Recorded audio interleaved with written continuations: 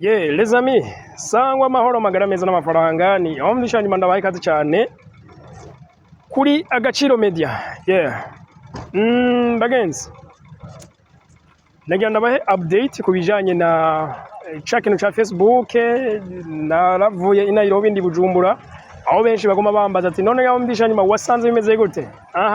No munsi rero muri no video niyongeye kubibabwirira. Okay, ariko imbere yuko ndayitangura ndabwira ko hariho ibintu nari maze igihe niyumvira uno munsi kujya kuba haraje ma intelligence artificielle ni nakaryo keza ko gukora ibirenze ivyo twoshobora. Sinzi ko ico kintu mwitahura. Nk'akarorero je ndashaka gukora ibiganiro byinshi, nkakora ama content menshi. Murazi ko uno munsi dushaka gukireye ama content, ndashaka gukora ayo mu Congereza, ni Congereza cyakindi n'umunyamerika yo kwicara gwe kacigirako. So ayo gasanga je ntaco nzi kuri rugero. Ndashaka gukora content z'igifaransa ku rugero runini, ahubwo no mu gishino no zikora. No mu gishino no zikora cange mu rurimi rwose shaka. Kuba reka nabakana rero basha. Ndabwire chaîne izwi cyane. Murashaka kuzimbira kuri YouTube mukaraba chaîne y'umurundi yitwa Akezdan. Asanzwe ari Nairobi, akora ibijanye n'ama actualité. Ahavuga cyane cyane ku makuru biba biriko birabera muri East Africa, ivyo akabikora mu rurimi rw'Igiswahili. Rero nize kubaza nti eske yakezi ikiro giswahili wakizi kuri runo rugero vraiment numva ko n'abatanzania bo kugira ukabigisha. Zari okay, ico gerambye ati oya jewe vraiment nta ico giswahili kiri kuri rugero jewe nzi. So maniko kumbwira ati ibi ni ibintu wiga ukavyiga. Okay, tavuga nimba ari ivyo niga ni sawa no vyiga. Nanje ubwanje rero ndi Nairobi nashoboye kugira chaîne ya YouTube ikora mu Congereza. Sishaka kwirangira abarundi cyane kuko sishaka audience y'abarundi bitwe nivyo ndacinsha, shaka iriya audience y'abantu bumva ururimi rw'icongereza. Donc kandi nkashaka biriya bihugu biri mu karere nyene kavuga ivyongereza. Donc biriya bihugu byinshi usanga bifise iya ntuze ya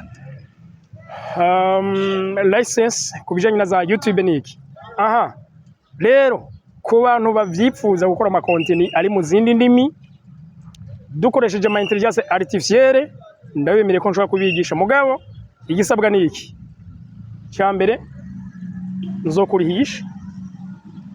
Nzokurihisha. Cya kabiri uteza kuba ufise buri machine.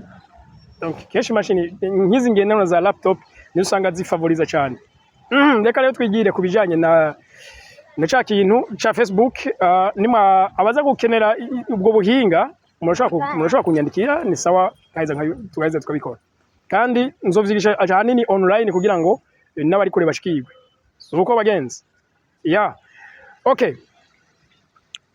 Kuri kijanye na Facebook rero niki? Facebook n'ukuri nashitseho Nairobi ndumigwa mbonye uburyo yinjiza. Narumiwe nsanga irateye imbere, iri ku rugero runini cyane. Ku buryo nka mwigisha wanje wewe yabinyigishije nasanze yinjiza ibazaga page kamugasanga arinjiza $100 buri munsi. Cyambira shwa nugira rero page zingahe nasanze naje ndavuga nti bana reka mere nk'ikitazi nyene nige kuko numwanya wo kwiga nyene kuko nasanze bikomeye. Twarize ama technique menshi atandukanye yizo mbuga, sangati nivyo kuri ibi nivyo gusangiza bene wacu b'abarundi bave mu bukene. Mbere iwe nasanze wewe aha aba nukuri isinzi ry'abantu bagatonda baje kwiga ivyo byonyene. Nasanze ibaze abamotari araparkinga moto kugira koraga content kamwe ashire kuri page yiwe ya Facebook. Nivyo rero ariko kimwe mu makenga nagize donc imbere yuko nobabwira ibijanye n'isiguro nyinshi zijanye n'ivyo bya Facebook.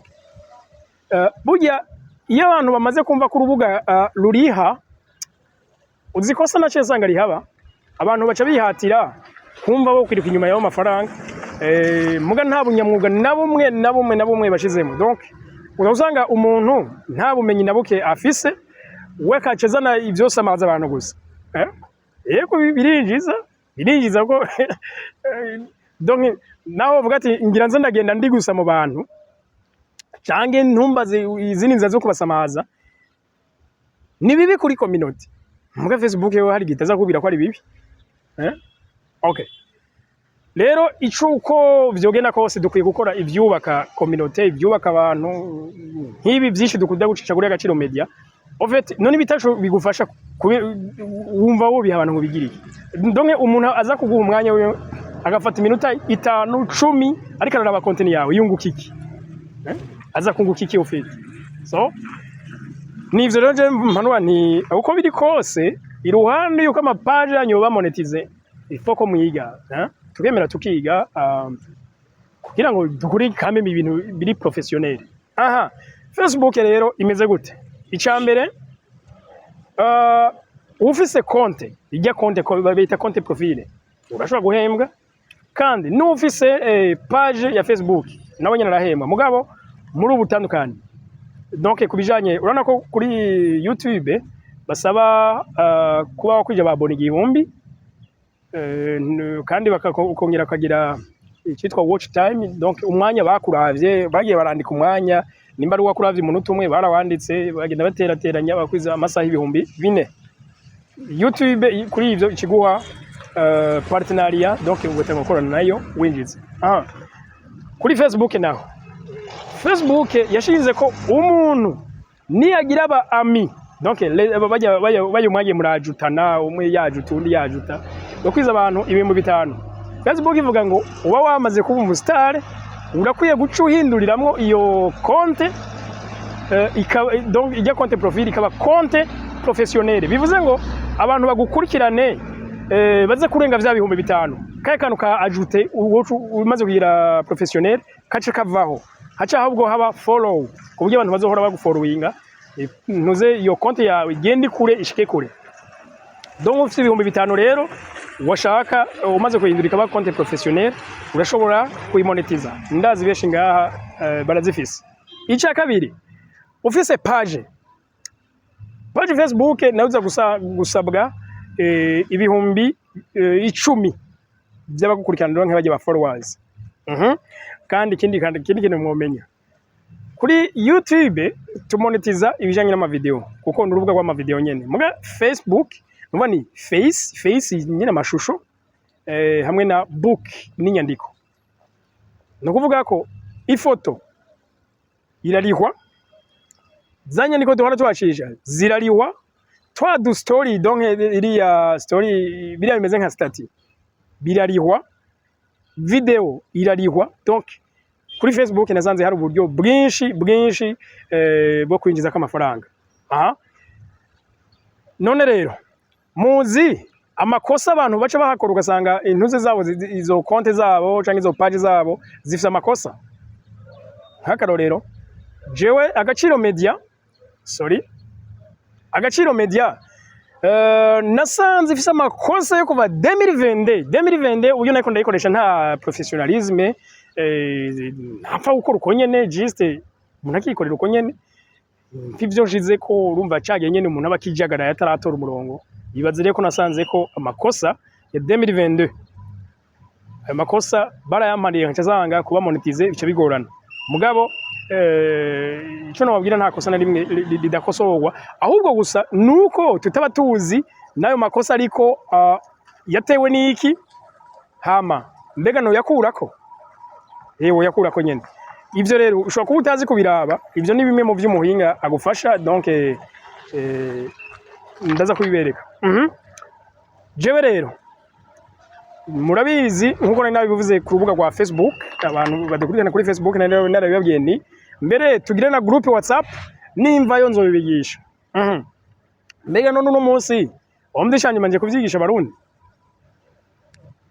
ahubwo reka mbanze mbasabe ikigongwe barundi kazi mwari mwiteze ko nzoza kubibigisha sukuvyanka ahubwo nuko bidakunda ntibiza gukunda sino murabizi nta kintu nzi kwigumanya jewe ibintu byinshi muranda bitangira ubuntu maze gutanga akaryo mu bintu bitandukanye tu nta gusanga nta namahera mba ndiko ndabaka so uko bimeze ni gutya rero nazanze kugira ngo uyimonetize hariho ibintu bishika bitatu ndi Burundi nacazanga bidaza gukunda ko bifashisha bene wacu bari mu Burundi. Ibyo ni biki rero? Icambere carte SIM ziri mu Burundi murabizi ko zitari digitalize. Digitalize nshatse kuvuga iki? Okay, nk'ubu dufate fise lumitere. Est-ce que lumitere nofata ajya marimi kashi nkayivunjira $1 ndani donc muri SIM card ntibikunda. Bidakunda rero nikigaragaza ko SIM card yacu itari digitalize. Ariko muri Kenya birakunda kuri carte SIM bita Safaricom iyo irafise ijya system nko kutuvuga za Rimikash bajya barafise yitwa M-Pesa. M-Pesa ama uyafisemo ayo mafaranga ya M-Pesa aba donc yabara amashiringi urahindura mu madolari ko bishaka cyangwa ngo gufata amadolari ukayashira mu mashiringi byose birakunda cyane. Urabona ko n'ibintu byaho babigurira online. Murabona ko nkakano kanye je ndiko nkoresha telefone niko ndavuga ibi mugabo murabona ko nambaye akamiko ngaha nkaka nakaguze online nkoresheje iyo M-Pesa nyene ori iyo SIM card rero murumva ko mu Burundi itaza gushoboka kandi bijya bintu mukuza kuyimonetiza iyo SIM card baza kuyikenera mugabo hariho abandi dufate nk'abariza South Africa hariho izindi systeme zaho birashoboka ko biza gukunda sindamenya n'abari muri Tanzania naho nyene birakunda. Tanzania rose nayo nyene license ya Facebook na Uganda no musi yayifise na Zambia hose. Muri kano karere ka East Africa ni Uburundi, u Rwanda na Congo niho bonyene badafise iyo license cyangwa license ya Facebook. Aha, aho nimumbaze ngo ni kubera iki? Ahubwo murantunga. Ico cyari kibazo cya carte SIM nico kibazo cya mbere kiza gutuma ntaza kuronka kunufasha bano bene wacu b'abarundi. Ikibazo cya kabiri ivyitwa PayPal uri mu Burundi biraza kugorana kwikreya nikunda pe mugabo nasanze umuntu ari muri Kenya biramworohera cyane kwa ikreya kandi iyo PayPal ni uza gucisha amafaranga uzohembwa donc niyo banke yawe uza kuyiha ya Facebook kugira ngo izo gucishiriza amafaranga. Njazanga iyo ni intambamye igira kabiri. Intambamye igira gatatu. Iyo turiko turinjiza amafaranga kuri izi nkutangurukana bumenyi harabaho icitwa tax itagisi riva ku mafaranga winjije. Nkatwe ku ma YouTube naho burose amadolari 50 harava ku itagisi. Ku bantu bari muri za etazi ncanga iburaya barabizi ko umushahara wose nawo bukora mu nzu nawo bukubura umushahara wose uronka ateza kuva ki tagisi lizoja muri sociale lizoja kubaka ibinabiriya vya guverinema sivyo. Rero ajya amafaranga tuzinjiza kuri Facebook hazova ki tagisi. Iryo tagisi rero izo mpapuro z'amatagisi turi mu Burundi ntibizakunda kubera iki twebwe ntituri digitalize. Ico mugomba kucumva neza ntituri digitalize. Tutari digitalize ntituza kuronka systeme tuzokoramo za rya tagisi rizove ku mafaranga twinjije ligende muri government. Aho muravyumva ko bica bigorana mugabo muri Kenya iyo systeme irahari. Je ndavuga nti none umuntu ariko arabimfasha eske sino mwinginga akazofasha n'aba bandi bene wacu b'abarundi donc akabafasha ibintu bijyanye n'amamonetization. Namwinginza sanga kuvyemera biroroshe kubera ko nasanze burya abifashe n'abandi barundi benshi aho icambabaje bagenzi kubera ko ari abarundi bari mu ngaha nyine mu Burundi basanzwe binjiza amafaranga kuki batabibwira bene wabo n'ukuri kwa Mungu. Eske nk'ubu je kibazo ngira nk'ubu dufate ndabibabwiye toke je ndinjiza amafaranga nawe woyinjiza koko tutabeshanye je nzo mpomvye iki kuri izi mbuga abantu nuko batavyumva ngira badashaka no kubitaho mizanwe kuri zino nkutangurukana bumenyi nta konkirasi baho wapi wewe ukoze uraronka gwawe nundi akoze araronka gwiwe kuki none abantu badasangizanya iyo nuze eske n'inzigo nibiki simba mo ni impamvu batabivuga kuko ntaco biguhomvya hikada ahubwo ni navyiza eske bugiye ufashije abantu sinzi tu. Okay, uyu mon frère rero nsanga hari abarundi benshi afasha, hariho bari za Etazi nafasha, bari za Canada, za Australia, benshi nasanze higa abarundi abifasha bari muri ivyo bihugu. Hama ndamubaza none abari Bujumbura, abari mu ntara zitandukanye, abari mu bihugu bitandukanye bya Afrika bari kurondera, eske bo ntushobora kubafasha? Bagenza mbwiye amahera abikorera kuko murumva ko ari ibintu bingahe. Icambere carte simu niwe aja kwikugurira, sivyo? PayPal niwe aza kwigukorera, za mapuro z'amatagisi byose niwe aza kubikora. Murumva bino bintu bitatu, ibintu bitatu rero hamwe na bwa buhinga bwose bwo kubigukorera, donc gushika bibe monetize. Murumva eske ivyo se amafaranga koko akwiye kuguca? Nasanze rero washaka ashaka kuba atazimvye, mugabo jewe ko navyumvise mfatiye ku mikoro y'abarundi batari bake uko jembi Burundi ndabizi benshi turayaga. Nasanze by'ukuri aba mafaranga s'abarundi benshi bayashobora. Nangahe ni iryo jana ry'idolari nza usanga burya s'abarundi benshi borishobora kugira ngo bakorere ivyo bintu, donc bitatu hama cha yongera kugirire monetisation n'ibindi. Ndamwingira ati none eske ntushobora dufatiye ku mikoro y'abarundi kandi unafashe Jono wese nama ndiko ndafasha kugira ngo iyo ndiko ndabwira abarundi ndabereka ibi nibi namahera manabatse kada. So akiraki inkundira mugavuga kameme, urumva ivyo bintu byose nawe nivyo azogura nivyo azoriha. Donc yashoye kuvyemera rero kugira ngo abafashe hakoreshejwe amafaranga 50 y'idolari. Amafaranga 50 y'idolari ni ugiye kuraba heje kuri ivyo byose sinzi ko asigarana namwe na 10, ariko nimba ashobora gusigarana namwe basi nayo 10 akavyemera ni sawa. Wewe nubundi yitungiwe n'aka kazi k'ivyimbuga, ushitse muhiri wewe wotangara azangara hestaye ku buryo ahora muri ivyo vy'ama content kandi wenyiza menshi we ku buryo aguhaye umwanya wo gukorera ibintu nukuri nakigoro n'ubufasha abagize. Je ivyo navyibone neza amaso muyandi ko naramaranye umwanya nawe iminsi rengangira hafi 10 turi kumwe. Okay, ikindi no babwira kuri abo bantu nyene bashaka izi monetization.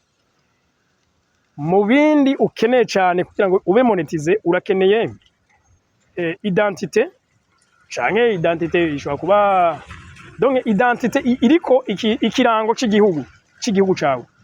Ishobora kuba passeport, ishobora kuba permis, ishobora kuba n'ikindi cyari cyose mugabo kitezwa kwerekanamwo igihugu cawe, kubera ko ziya karanga muntu zijya batanga ku makomine zimwe za dactylographie usanga umutamarika ngo ton ndayisaba. Zijya urabona ko zitari mu buryo buri nyabwo cyane. Zijya rero ntibiza gukunda ufise ijya ugomba kuba ufise ikintu cerekana igihugu ukomokamo mugabo kandi kiri ku midondoro yawe. Nka passport iravyerekana, permis iravyerekana, kumbura yashobora kuba n'izindi muheza mugakoresha ivyo. Aya niyo makuru no babwira kuri bya Facebook ku bantu muri Burundi. Ntimuze kumva ko bidakunda, ahubwo muze kwisunga uyu. Uyu rero muza kumushikira gute? Si nukuri ntihagire numwe aza kunyandikira ngo asaba uyu muntu, ahubwo no havasanga bintakarije umwanya nakiro abantu benshi. Hari gihe bagenzi kano kantu mukumve, nice nahora nahura umuntu wandikira ukamona online ntaca kwishura muri akanya. Sinabwa bitahure neza. Burya ibaze ko je hari gihe nugura telefone nkasangamo message zirenga 300. None gabagenzi noca mfata iza 300 zose ngire ndazicare ndazishurira rimwe gana nosanga byabaye akazi datake nsuye kwimarira. Naho nshobora kwishura nkeya izindi nkazoza ndishura buke guseba zigahera. Ariko kugira ngo sinze kwandikirwa na benshi ngaha, reka ndabashire link ya groupe WhatsApp ngaha muri commentaire. Ni bande baza kwinjirayo? Haza kwinjirayo by'ukuri umuntu yumva ubwo bushobozi yo buronka zose nka $, aheze acahura nawe. Donc no muhinga bamita Mr Faxon. Faxon ya nawe arafise na chaîne zi uwo yafise nyinshi aho. So muraheza rero muze kugira mwingire muvugane nawe byose arabibafasha. Ego mubanze mwumve neza ivyo muza gusabwa. Uze kuba ufise iyo identité igaragaza igihugu runaka urimo. Donc ico nibaza ko mwacumbise neza. Ishaka kabiri ayo mafaranga 50 y'idolari wumve ko utezwa kubiyafise kugira je kugura ya sim card ya Safaricom ariyo iza kujamo M-Pesa. Awugirire za mpapuro n'ibindi byinshi donc kandi kwa Facebook yawe ushobora kuba wayigize uri ngaho i Burundi donc urumva iri localize mu Burundi donc ayikureho rero ije mu gihugu kivyemerewe kandi mbwa ntibi bigutakariza ko umuyikoresha nivyo nizera ko amakuru atahuritse ino video nimba wumva yo yagufashije enda nawe ifashisha abandi samahera bigusaba yifashisha abandi donc yibasangize nuko nawe utaha bye bye.